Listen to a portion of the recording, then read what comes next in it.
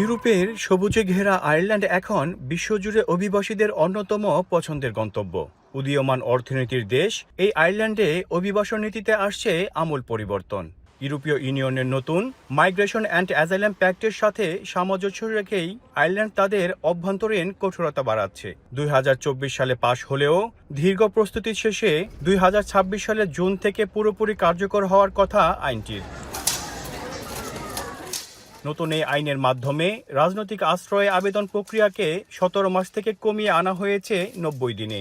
আইনটি কার্যকর করতে মোট 9টি নতুন ধাপ ইতিমধ্যে চালু হয়েছে, যার মধ্যে রয়েছে সীমান্ত স্ক্রিনিং, ডিটেনশন ও রিটার্ন পদ্ধতি। সরকারের লক্ষ্য পরিষ্কার ও প্রকৃত শরণার্থীদের সুরক্ষা দেয়া এবং অর্থনৈতিক অভিবাসনের উদ্দেশ্যে যারা আশ্রয়ের অপব্যবহার করছেন তাদের দ্রুত বিদায় করা।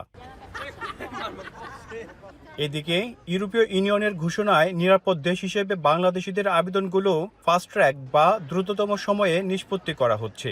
এতে করে বাংলাদেশি আশ্রয় প্রার্থীদের সামনে এখন কঠিন পরীক্ষা। আয়ারল্যান্ডের যে অধিবাসন আইন সংস্কার হয়েছে, এটা আসলে আয়ারল্যান্ড সরকার করতে বাধ্য হয়েছে, কারণ জনসংখ্যা ঊর্ধ্বগতি, আবাসন সংকট এবং জনজীবন নিম্নমুখী হওয়ার কারণে। আয়ারল্যান্ড সরকার তাদের জনগণের নিয়ে খুবই সচেতন এবং সহনশীল। এই আইন হওয়ার কারণে আমি মনে করি যারা শরণার্থী হিসাবে অ্যাপ্লাই করতেছেন তাদের জন্য খুবই চ্যালেঞ্জিং। অর্থনৈতিক প্রবৃদ্ধির সাথে সাথে আয়ারল্যান্ডে অভিবাসীদের আগমন রেকর্ড সংখ্যায় পৌঁছেছে। এতে করে চাপ বাড়ছে আবাসন ও সামাজিক সেবার উপর।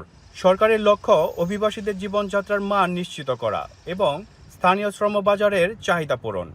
সম্প্রতি ইউরোপীয় ইউনিয়ন বাংলাদেশকে একটি নিরাপদ দেশ হিসাবে ঘোষণা করছে। আয়ারল্যান্ডও তাদের অন্তর্ভুক্ত একটি দেশ, তাই তারা সেই নিয়ম মেনে চলবে। সেই অর্থে আশ্রয় আবেদন বাংলাদেশিদের জন্য অনেক কঠিন হয়ে যাবে। একদিকে যখন অবৈধ বা আশ্রয় প্রার্থীদের বিষয়ে সরকার কঠোর হচ্ছে, কিন্তু মুদ্রার উল্টো পিঠও আছে। দেশের অর্থনৈতিক চাকা সচল রাখতে আইটি, স্বাস্থ্যসেবা এবং কনস্ট্রাকশন খাতের জন্য বৈধ উপায়ে দক্ষ শ্রমিক নেওয়া অব্যাহত রেখেছে আয়ারল্যান্ড।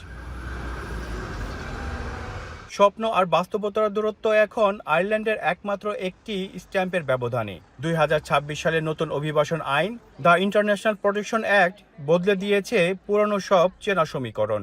যারা ভাবছেন আয়ারল্যান্ডে পা রাখলেই মিলবে স্থায়ী ঠিকানা, তাদের জন্য সময়টা এখন চ্যালেঞ্জের। মনিরুজ্জামান মনির, এখন আয়ারল্যান্ড।